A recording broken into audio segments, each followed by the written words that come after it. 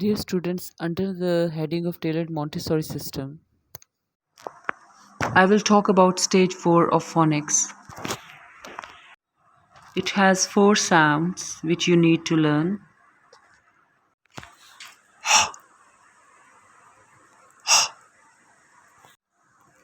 J, J, L, L, L, A, A, A, hen, hen, J, jug, J, jug, J, jug, L, lamp, L, lamp, L, lamp, A, umbrella, A, umbrella, A, umbrella. Dear viewers, please watch a video clip. Viewers, in stage 4 of phonics, हम next 4 जो alphabetic sounds हैं उनके साथ deal करेंगे कि जो इब्तदाई stage पे आपने बच्चों को सिखानी है। तो आज की जो हमारी 4 साउंड्स हैं वो हैं ज, ल, आ। So how to facilitate writing, कि हम राइटिंग कैसे करेंगे इनिशियल स्टेज पे। हम इस तरह से पेन की फॉर्म में दोनों फिंगर्स को मिलाएंगे पेंसिल की तरह और ऐसे ट्रेसिंग करेंगे।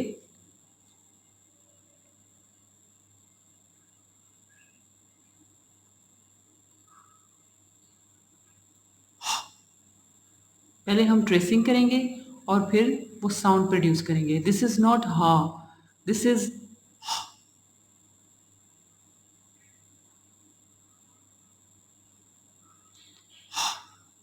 The next sound is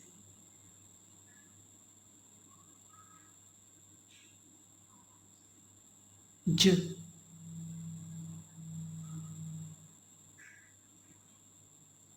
j,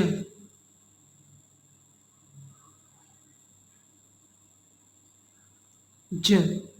तो इस तरह से आप करेंगे बच्चे के साथ और उसको भी ऐसे करने में इनिशियल स्टेजेस पे आप इन्वॉल्व करेंगे।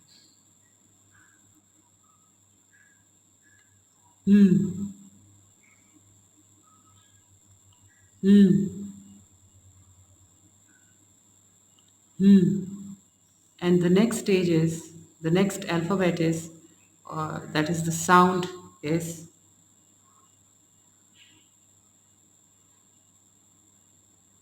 A,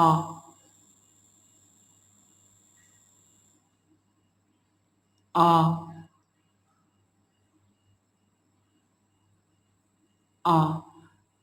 So dear parents and teachers and all those who are concerned about the well-being of the children, ये साउंड्स बहुत ज़्यादा इम्पॉर्टेंट हैं क्योंकि आगे लेटर स्टेजेस पे जब बच्चे को आप वो आर्टिकल्स का इस्तेमाल सिखाते हैं जिसमें आप इनडेफिनिट आर्टिकल बताते हैं ए एंड एन, तो वो वॉल साउंड की बेस पे ही लगते हैं।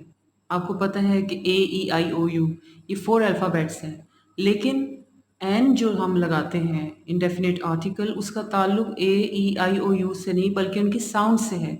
अब इसके सबसे बड़ी एग्जांपल ये है कि हम कहते हैं कि ए ई आई ओ यू जो जहाँ पे होंगे तो वहाँ पे आप एन यूज़ करेंगे। एक्चुअली हमें कहना चाहिए कि ये पांचों साउंड्स जहाँ पे होंगी, क्योंकि यू की साउंड आ है। यूनिवर्सिटी में भी यू है लेकिन हम एन यूनिवर्सिटी नहीं कहते बल्कि अ यूनिवर्सिटी कहते हैं। लेकिन अम्ब्रेला में यू की साउंड है आ, तो आ के साथ चूँकि ये वॉल साउंड है तो इसके साथ हम एन अम्ब्रेला लगाते हैं। तो ये फोनिक्स जो हैं ना सिर्फ स्पेलिंग्स बनाने में बच्चे की मदद करते हैं बल्कि आर्टिकल्स का अप्रोप्रिएट यूज़ भी उन्हें तभी आएगा जब उनको साउंड्स का कॉन्सेप्ट होगा। इसी तरह अब आप ये देखें कि अगर आप साउंड्स जो है बच्चे को सिखा रहे हैं तो उसको स्पेलिंग रटाने की ज़रूरत नहीं है। अभी मैं इनिशियल स्टेजेस की बात कर रही हूँ जिसमें हम 3 लेटर वर्ड से ही शुरू करेंगे। आगे आगे आप मेरी वीडियोस देखते रहें, मैं आपको 4 और 5 लेटर वर्ड्स और फिर डिफ्थोंग्स के बारे में भी बताऊँगी, but for this you have to stay with me. अब यहाँ पे आप जानते हैं कि ज साउंड बच्चा कर चुका है, लिहाजा एक ये साउंड मिला के अ साउंड भी वो कर चुका है और ग साउंड भी हम कर चुके हैं अगर आप पिछली वीडियोस देखें। तो अगर इन तीनों साउंड्स को मिलाएगा, ज अ ग, जग, अ ग, हग, तो छोटा सा बच्चा रीड करने के काबिल हो जाएगा बड़ी जल्दी। तो अब आप बच्चे के साथ एक एक्टिविटी कर सकते हैं। You can say, you can ask the kid, where is ज, and he can say, here is j, where is, here is, where is a, here is a, where is l, here is l, which is, it is। तो इस तरह से बच्चा ना सिर्फ sounds की activity आपके साथ करने में प्रोफिशेंट होगा, बल्कि वो इनिशियली छोटे छोटे स्पेलिंग्स बनाने के भी काबिल हो जाएगा। सो keep on watching my videos, and next जब हमारे ये सारे अल्फ़ाबेट्स की साउंड्स कवर हो जाएंगी तो फिर मैं आपको अल्फ़ाबेट्स की मदद से, फोनिक्स की मदद से 4 लेटर वर्ड्स बनाना भी सिखाऊंगी और डिफ्थोंग्स के बारे में भी बताऊंगी। तो ये नॉलेज जब बच्चे के पास आ जाएगा तो उसके लिए स्पेलिंग्स और इंग्लिश लिखना is not a big deal. जाते जाते आपसे एक और ये मैं कहना चाहूँगी कि इनिशियली बच्चे को इस तरह से प्रैक्टिस कराएं ट्रेसिंग, तो उसका जो जहन है वो रजिस्टर करना शुरू कर देगा। उसके बाद नेक्स्ट स्टेज ये होगी कि आप लाइट लिखें और उसे कहें कि डार्क करें, वो भी मैं आपके साथ डिस्कस प्रैक्टिकली भी करूँगी। और जो लास्ट स्टेज होगी इसमें, उसमें बच्चा डॉट्स के ऊपर लिखेगा और उसके बाद डॉट्स के बगैर लिखने के काबिल होगा। लेकिन हम एकदम बच्चे को डॉट्स पे जो लिखवाना शुरू कर देते हैं और ये ट्रेसिंग प्रैक्टिस नहीं कराते, इसके बड़े हैज़र्ड्स हैं। तो मैंने अपनी पिछली वीडियो में आपको सजेस्ट किया था, अगर ये पॉसिबल हो तो आप 0 नंबर का सैंड पेपर ले लें, जो कि लाइट ब्राउन सा कलर होता है, रेगमार जिसे हम कहते हैं।